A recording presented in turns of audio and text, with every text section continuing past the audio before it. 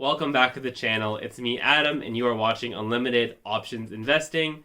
It's been a weird couple of weeks in the stock market. It feels like everyone is calling for a correction just because we haven't had one in so long and the market has just been going straight up. Volatility has increased a little bit over the past few weeks as well, so it's just kind of been a weird time. But the stock market's kind of just a weird place in general, as it has been since the pandemic, at least since when I started investing and looking into the stock market. So it's been a weird time. Everyone's kind of cautiously optimistic and whatever, right? So three names I want to talk about in the S&P 500, away from the whole macroeconomics of things. Three specific names that I want to take a look at. They're all in the financial sector. They're all pretty mega cap names at this point. Visa, which is just under or just around $500 billion in market cap. Mastercard, which is a few $100 billion in market cap, and then you have PayPal, which has just become a mega cap, especially after the past year, where I remember when I got into the market, PayPal was under, I think, $100, and now it's trading at just under $200. So it's become a beast, and it's going to continue growing into one. So those are three I want to take a look at on the charts, as I do believe they're all long-term winners.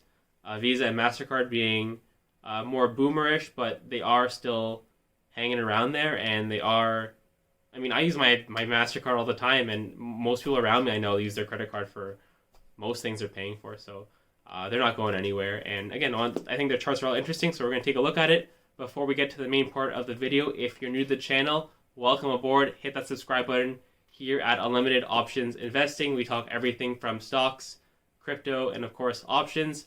We're investing for the long term and trying to scale our accounts. So again, welcome aboard, smash that like button, and let's get started. Taking a look first at Visa, it's trading at $224 with a market cap of $492 billion, so almost $500 billion in market cap for Visa, with a one-year target of about $278.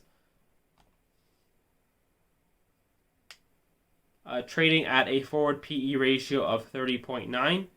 Next up, we have Mastercard, trading at $346 with a market cap of $341 billion, a one-year target of $437, trading at a forward PE of 32.52. Next up, PayPal, trading at $282 with a market cap of $332.5 billion at a one-year target of $327. And this one, out of the three, you're probably paying the most of a premium, trading at a forward PE of 48.45.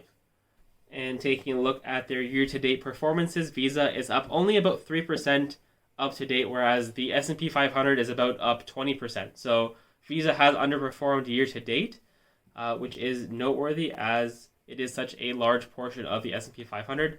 Mastercard year-to-date is down actually 1.47%, in a similar situation to Visa, as it does make up a big portion, and PayPal is up 22%, so on par with the S&P 500, and most likely, in my opinion, will outperform the S&P 500 in the upcoming years, and is a growth beast. So starting off with the candlestick chart for Visa, every candlestick here represents one day, and actually all three of these stocks are companies that I've been keeping my eye on out for a while, as I don't have positions in them, and I'm just starting them now as I have been seeing weakness, especially with Visa and Mastercard.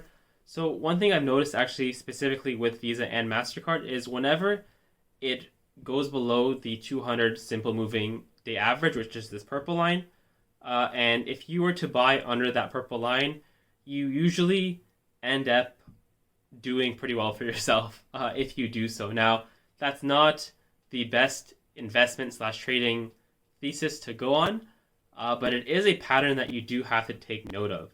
And being such a big part of the S&P 500 as it has outperformed so far this year, depending on what you think of Visa, do you think it's going to start getting outdated by Square and all these new fintech companies, or do you think it's going to modernize and it's going to compete and it's going to be here for a while?